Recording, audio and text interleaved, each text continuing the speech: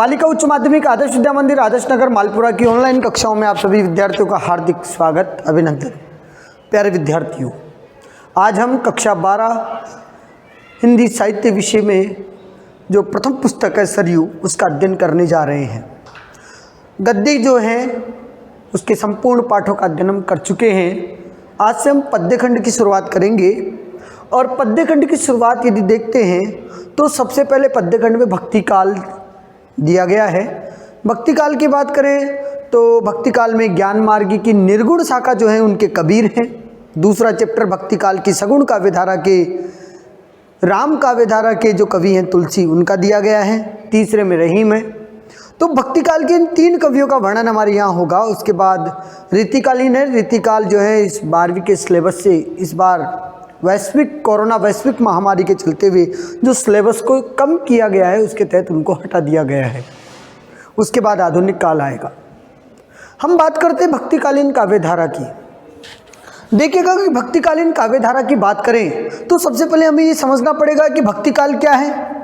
भक्तिकाल का मतलब कि 14वीं शताब्दी से कहते हैं कि 1100 के लमसम या यौद्धिक दृष्टिकोण से देखें तो 1192 और 1191 के लमसम जो युद्ध हुआ पृथ्वीराज और मोहम्मद गोरी के बाद, उसके बाद से ही यहाँ मुस्लिम जो शासक थे उनका आधिपत्य भारत पे होने लगा था।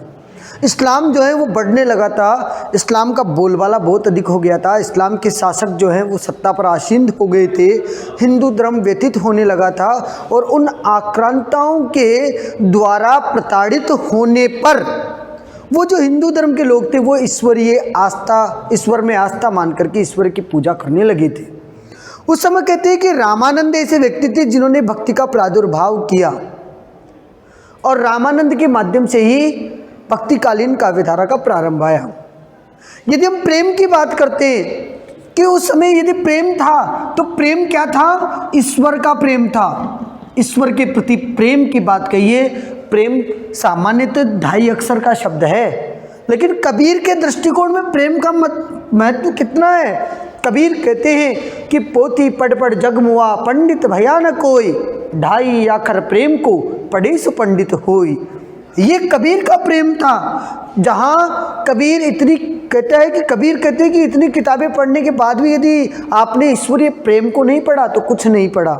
जबकि वास्तविकता में उसी भक्ति काल की सगुण काव्यधारा की कवियत्री जो मीरा रही है, मीरा ने कहा कि यदि मैं इया जानती कि प्रीत करे दुख होए, तो नगर ढिढोरो पीटती प्रीत न करियो कोई।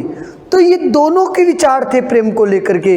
तो कहते हैं कि भक्तिकालीन काव्यधाराओं में जो कवि हुए, जो काव्यधाराएं चली, उन काव्यधाराओं में 2 शाखाएं थी। इस भक्ति काल की 2 शाखाएं थी। एक शाखा ज्ञान मार्गी थी और दूसरी शाखा थी प्रेम मार्गी। प्रेम मार्गी में प्रेम को लेकर के, नायक नायिका के सौंदर्य को लेकर के काव्य लिखे गए।